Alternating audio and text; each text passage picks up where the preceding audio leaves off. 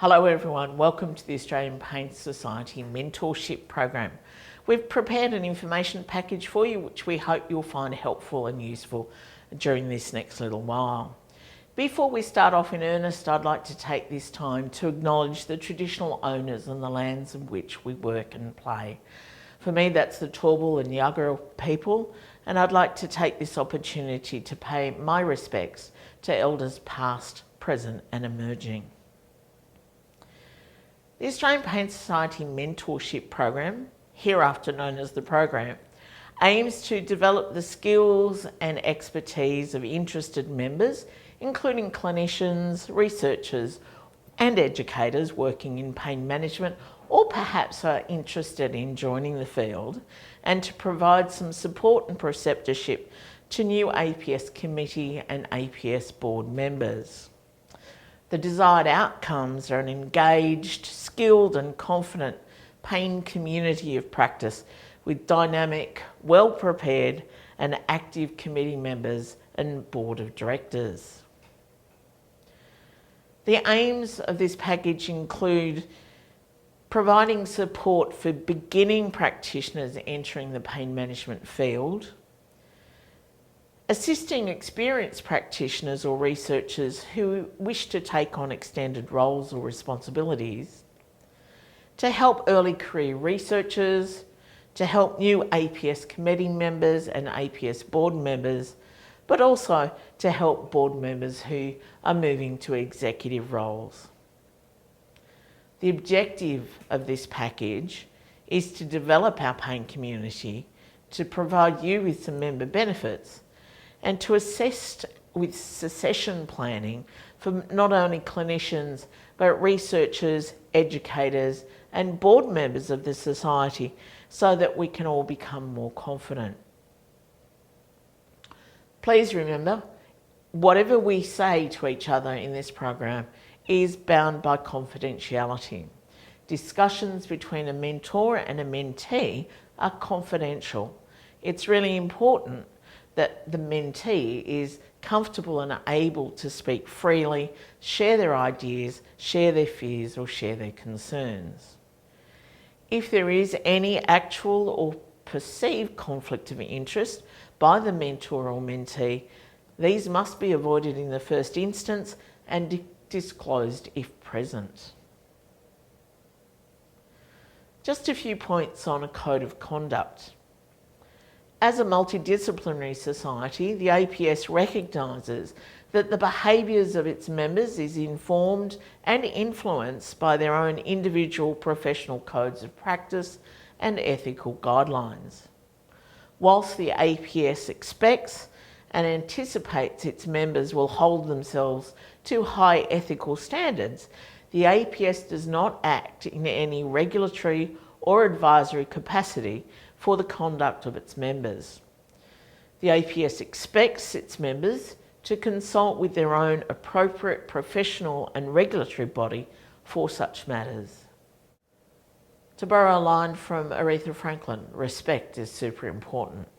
Our community is in fact strengthened by the diverse and intersecting stories and experiences of all of our clinicians, researchers and people in pain who allow us to learn from them.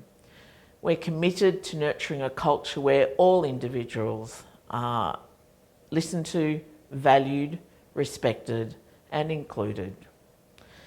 We have a zero tolerance towards any form of discrimination, either through action or language, whether that be based on race, ethnicity, sexual orientation, gender identity and expression, religion, disability or age. We, as the APS, reserves the right to withdraw from any relationship in which behaviour of either parties does not adhere to these APS ethical standards, has the potential to compromise those ethical standards, or poses a risk to the reputation of the APS as an association which holds itself to a high ethical standard. So, you're thinking of being a mentee. What does that entail? Well, if you'd like to participate in the program as a mentee, Our requirement is that you completed an undergraduate study in a in your chosen discipline. So for example, that might be a Bachelor of Nursing, Bachelor of Science, Bachelor of Physio, or something similar. We would like you to be a financial member of the Australian Pain Society, and we also require that you hold current APRA registration without restriction in your area of practice. We do ask that you demonstrate an interest in professional development and learning, and we would ask that you, for example, develop a list of learning objectives. You as the mentee are responsible for determining what form or mode of communication is suited to both you and your mentor. If you're hoping to come on board as a mentor, again, we would hope that you could offer your time pro bono, that you can commit to a maximum of 1 hour per month, or as otherwise arranged with your mentee, that you understand that there's no financial or administrative assistance provided by the APS or DCCNA, and that you may well be contacted by email or telephone, via Zoom or Microsoft Teams or some other media, and hopefully face to face. The mentee is responsible for determining what mode of communication most suits both of you. Just a quick reminder of what the mentorship program won't do. We won't do clinical or professional supervision, nor is this a part of skills training or competency assessment. This is not meant to take the part of mental health counselling, nor is it intended to provide clinical advice via case management or research. This mentorship program won't provide any business or financial or management advice, nor will it provide any human resource management or industrial relation advice or intervention. And just to reiterate, no financial or administrative assistance will be provided to mentors or mentees by the Australian Pain Society or our Secretariat DCCNA. Whilst moving on now, I'd just like to give you a few little hints and pointers that may help you on your journey as a mentor or as a mentee. It's super, super important that both parties are positive and enthusiastic. You're both willing to learn and perhaps be a bit challenged by your mentor or mentee, and to really fully embrace the opportunity that you've taken up. We do hope that you will plan to meet each other on a regular basis, and that's something we really need to emphasise and something that you need to determine right from the word go.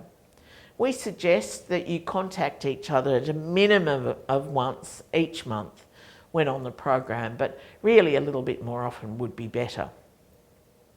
When you do decide to meet, try and make sure that you quarantine that time so that there's no distractions. Be punctual and be prepared. We're all busy people, so let's respect each other's time and efforts. Just a few more points. Make sure you use the meeting that you've arranged for the intended purpose. Try not to go off on a tangent. Check up with your progress towards achieving your learning objectives. Reflect on any suggestions that have been made at previous meetings and provide some positive and constructive feedback and actively listen to each other. Key mentorship skills include building trust, encouraging and inspiring, discussing those learning objectives that you've prepared and your goals and work at building capacity. And don't forget active listening. Just a few topics. Some people might say, well, what do I want to be mentored in? Or what can I provide as a mentor? These are just a few examples that you might consider. So for example, if you're a beginning practitioner in pain management, you might be interested in how I go about establishing a pain service. Now that might be an integrated service or a specific service. It might be rural and regionally based compared to a metropolitan service. You might have the challenge of public versus private sector, or private practice. And then of course there's primary care versus tertiary settings. Another topic that you might wish to explore is clinical leadership. So what strategies can you use to develop yourself or your staff? Primary care again and community settings, and how do I actually progress professionally? You might be interested in staff education. How do I go about that? What modes of delivery should I use? What worked before and what hasn't worked? What are some available resources that you may be able to tap into? Skills assessment versus clinical competency, that's always a fairly topical argument, and standards and accreditation. Don't forget too, patient education and advocacy is super important, and you might be interested in what's the best way to provide education to our patients and relatives. How do we get involved in advocacy activities? You might want to know, how do I get involved and how do I write a submission to government? These are all the sorts of things that a mentor and a mentee may explore. You might be interested in clinical research and have no idea on how to do that. So you access a mentor perhaps that's got some runs on the board in regards to clinical research. They might be able to help you with the types of research, how you go about it, how to establish some networks, and perhaps exploring some funding strategies. You might be interested in scientific research. So that might be topics, collaborations. Again, how do I write a grant application? How do I actually do it? I think too it's really important that you get the chance to learn about your role, but also that you might be interested in learning another role that you've seen in pain management, that you have no idea what that person does and you might like to learn their role. And that might be in pain management research, it may be in education, or it may be in practice itself. At the end of the pilot program, we'll be sending you some evaluations, and that will be on the website as well in about January 2025.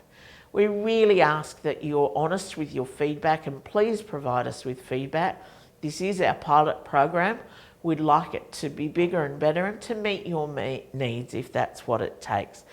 Please be honest, please be constructive with your criticism, and don't shoot us down too badly. We've also got a little bit of reading for you and some definitions that are in the package. For example, some definitions of mentorship and what it actually is. And you can click on these definitions and it'll take you to the source document. But basically, mentorship is a relationship between two people where a more experienced person is able to pass on some knowledge and make suggestions to a person who's not so experienced, so that you can make connections in that field. I know I had to look up myself what a community of practice was, and we often hear this described these days. And a community of practice, as you can see from the definition there, is a group of people who share a concern, or in our case a passion, for something they do and learn to do it better as they regularly interact. Communities of practice often focus on sharing best practice guidelines and principles, and also create new knowledge. They are a system of collective critical inquiry and reflection focused on building a shared identity. A mentor, in case you're not sure what your role is as a mentor, you're the person that's considered to have sufficient experience or expertise to be able to assist a less experienced researcher, clinician, or educator. You help a person to progress in your chosen field. You'll have experience in that related field. You might have similar educational backgrounds as your mentee. You might have overcome some relatable challenges that your mentee is facing. It's really good if you've got a friendly and a genuine nature. And you must be credible and trustworthy. Don't feel threatened by empowering others. Be flexible and be open to learning from each other, not just a one-way street. So again, a mentee is being advised, I hate the word trained, but trained or counselled by a mentor. You're under the tutelage of a trainer or a mentor who teaches you new skills to help you achieve your goals.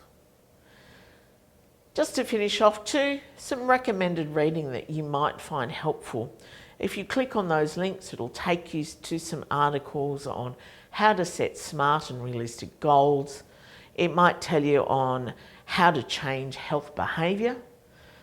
You can also see there how to be a great mentee in 4 easy steps, and also how to be an essential and skills leader. What tools can you bring as a mentor? Thanks for your time. We hope that you enjoy the mentorship program as much as we've enjoyed bringing it to you, and we look forward to your participation and your feedback. Thanks for your time.